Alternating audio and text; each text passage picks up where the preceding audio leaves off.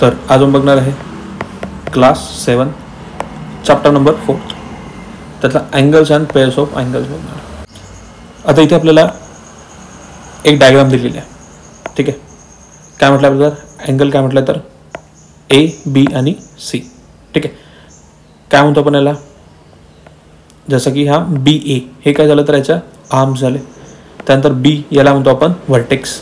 Okay, आणि बी आणि C ही सुद्धा काय त्याची तर आर्म्स आहे. आता इथे म्हटलं right the name of the angle show along side. याला काय म्हणतो तर आपण अँगल ए बी आणि सी. ओके, हा एक अँगल आहे, त्याचं नाव आपलं अँगल ए बी सी आणि हा सिम्बॉल काय तर आपला अँगलचा आहे. Write the name of the it's a vertex. व्हर्टेक्सचं नाव काय तर आपलं पॉईंट बी आहे. त्यानंतर write the name of the arms. Arms मी आता सांगितले बी ए हा झाला एक आर्म्स आणि दुसरा म्हणू शकतो आपण बी सी. ओके, हे झालं त्याचे आर्म्स किंवा रे बी ए असं सुद्धा म्हणू शकतो है ना, रेस म्हणतो ना आपण याला. आणि दुसरा आपण काय घेतलं तर रे बी सी. ठीक आहे, त्यानंतर आहे write the name of its point mark on the arms. हे जे आर्म्स आहेत त्याच्यावर पॉईंट्स कोणकोणते आहेत तर ए बी आणि सी, म्हणजे पॉईंट ए बी सी हे त्याचे काय झाले तर आर्म्सवरती येणारे पॉईंट्स झाले. The interior and the exterior of the angles म्हटलं आपण, इंटिरियर आणि एक्सटिरियर पॉईंट्स. ठीक आहे, आता इथे आपल्याला डायग्राम दिले बघून घ्या.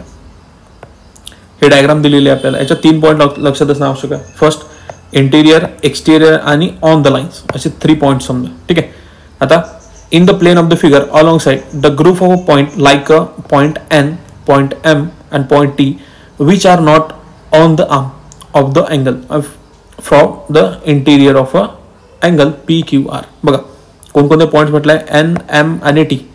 बघा एन एम अँड टी आणि ओ सुद्धा म्हणू शकतो. तर हे काय झालं तर आपले जे पॉईंट झाले काय झालं तर आपले इंटिरियर पॉईंट झाले. काय तर हे काय तर आपल्या डायग्रामच्या आतमध्ये दिले आहे म्हणून आपल्याला काय म्हणतो तर इंटिरियर पॉईंट्स हे आतमधले आहे. ओके, आता सेकंड म्हटलंय the group of a point in the plane of the angle like a point G, point D, point E which are neither on the arms on the angle and nor in the its interior from the exterior of the angles. आता जे points दिले बघा G D आणि E. बघा G D आणि E points हे आतमध्ये सुद्धा नाही आहे आणि ऑन द लाईन वर नाही आहे. मग हे काय झालं तर आपले हे सर्व पॉईंट झाले आपले एक्सटिरियर अँगल. काय झालं तर आपले हे एक्सटिरियर अँगल झालेले आहे.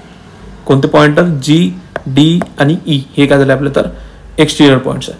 आणि तिसरा पॉईंट म्हणजे आपला on the arms. On the arms म्हणजे जे या अँगल्सवरती आहे, जो आपण डायग्राम ड्रॉ केले त्याच्यावरती कोणकोणते तर पी क्यू आर हे झालं काय तर आपले ऑन द आर्म्स वाले पॉईंट. ठीक आहे, नंतर आहे ऍडजस्टंट अँगल्स. आता ऍडजस्टंट अँगल मध्ये बघा काय, look at the angles in the figure alongside and they ray M Q. बघा फर्स्ट रे एम क्यू जी दिलेली आहे आपल्याला is a common arm of the angle. कशाची आहे तर रे एम क्यू.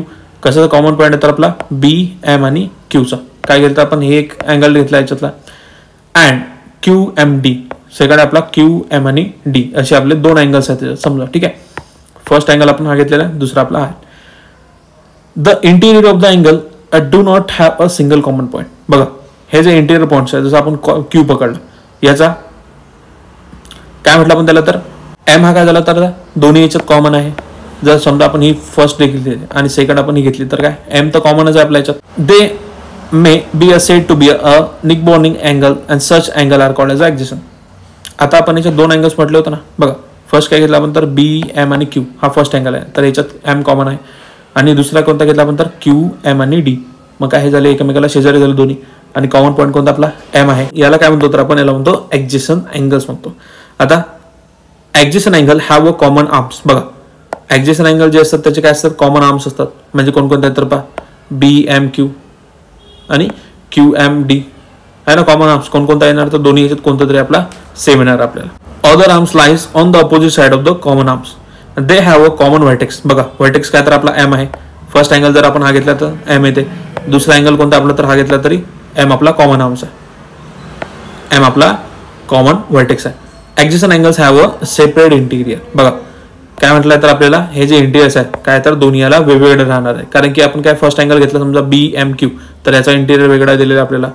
आणि सेकंड जो पॉईंट आपला सेकंड अँगल तो कोणता घेतला तर आपण क्यू एम आणि डी, तर त्याच्यात सेपरेट इंटिरियर आहे आपल्याला. ठीक आहे, याच्यात 3 गोष्टी इम्पॉर्टंट आहेत. लक्षात ठेवायचं. काय पाहिजे आपल्याला, तर व्हर्टेक्स पाहिजे आपल्याला कॉमन. ठीक आहे, व्हर्टेक्स कॉमन पाहिजे कोणत्या याच्यात. आर्म्स काय पाहिजे आपल्याला, तर वन आर्म्स कॉमन पाहिजे. ठीक आहे, दोन्ही याच्यातली वन आर्म आपल्याला कॉमन पाहिजे. आणि इंटिरियर दोघांचा काय पाहिजे आपल्याला, सेपरेट पाहिजे. या 3 गोष्टी आपल्याला इम्पॉर्टंट आहे. ठीक आहे, आता प्रॅक्टिस सेट नंबर 15 बघा. Observe the figure and complete the table for angle AWB. Okay, आता ही आपल्याला डायग्राम दिलेली आहे. आता याच्यात आपल्याला काय काढायचं, आपल्याला पॉईंट इन द इंटिरियर.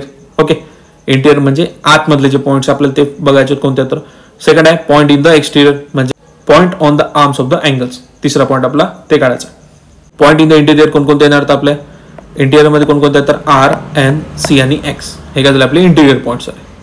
ठीक आहे, कोणते तर R, N, X आणि C हे झाले आपले इंटिरियर पॉईंट्स. नंतर एक्सटिरियर म्हणजे बाहेरचे आहेत कोणकोणते, T, U, V आणि Y हे झाले आपले एक्सटिरियर पॉईंट. आता ऑन द आर्म्स म्हणजे या ज्या लाईन्स आपण ड्रॉ केली आहेत त्याच्यावर कोणकोणते पॉईंट्स आहेत. पॉईंट A आहे, point W, point G, point B.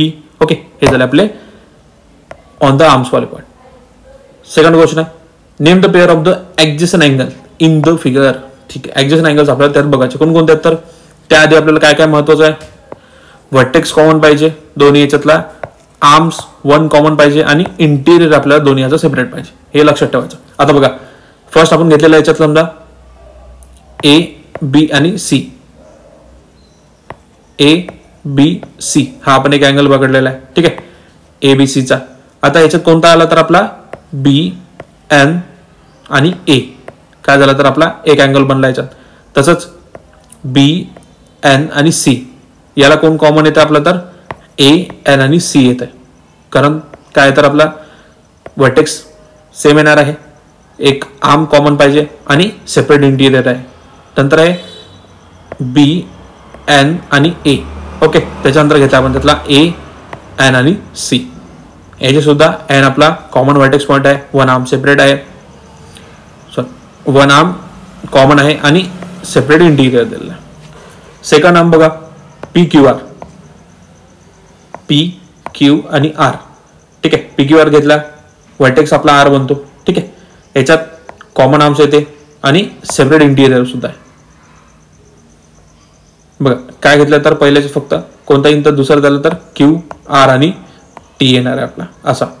आता याच्यात जे अँगल्स आहेत बाकीचे हे आपले येणार नाही. का, कारण की हा आपला काय तर याच्यात व्हर्टेक्स आपला कॉमन येणार नाहीये आणि आर्म सुद्धा कॉमन नाहीये, म्हणून आपण याला काय म्हणतो. आणि सेपरेट इंटिरियर सुद्धा नाही, तर आपला काय तर नो व्हर्टेक्स कॉमन, म्हणजे याच्यातला कोणता दुसरा अँगल बनणार नाही.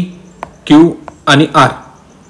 आणि सेकंड कोणता बनणार आपला तर PQ आणि T आपला बनणार आहे. ठीक आहे, फक्त एवढेच बनतील. आणि बाकीचे जे अँगल्स आहेत त्याच्यात काय तर आपल्याला कॉमन व्हर्टेक्स सुद्धा नाहीये आपला.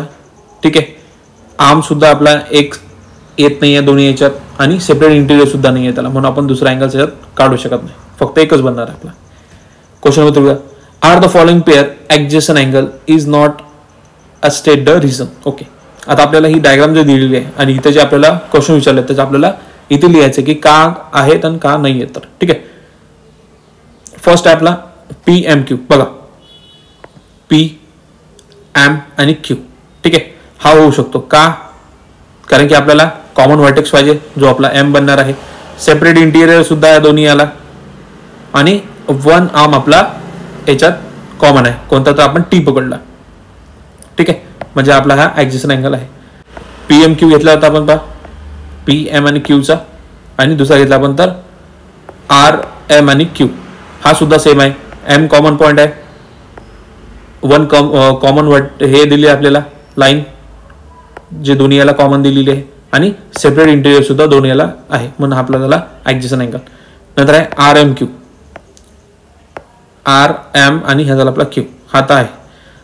आता बघूया SM आणि R. SMR होऊ शकत नाही. का होऊ शकत नाही, कारण की याच्यात कॉमन आर्म्स नाही आहे, व्हर्टेक्स कॉमन आहे बट याच्यात एक सिंगल आर्म नाही आहे जे आपल्याला महत्वाचे आहे. काय नाही तर हे not a adjacent angle, they do not have a separate interior, आणि याच्यात काय तर सेपरेट इंटिरियर सुद्धा आपल्याला दिलेला नाही. नंतर आहे RMS, RM आणि S. हा सुद्धा होणार नाही, आणि RM आणि T. बट याच्यात बघा दोन अँगल्स होता याच्यात, काय याच्यात दोन वेगवेगळे होतं. आपल्याला तर फक्त एक सिंगल पाहिजे की ज्याच्यात कॉमन आला पाहिजे. हा सुद्धा आपला होणार नाही, का तर याच्यात सेपरेट इंटिजर नाही आहे. नंतर आपला एस एम आणि टी याच्यात आहे आपला कॉमन इंटिजर आहे. ठीक आहे. नंतर घेतलं आपल्याला आर एम आणि एस. आर एम आणि एस हा आपला ॲडजसेंट अँगल आहे.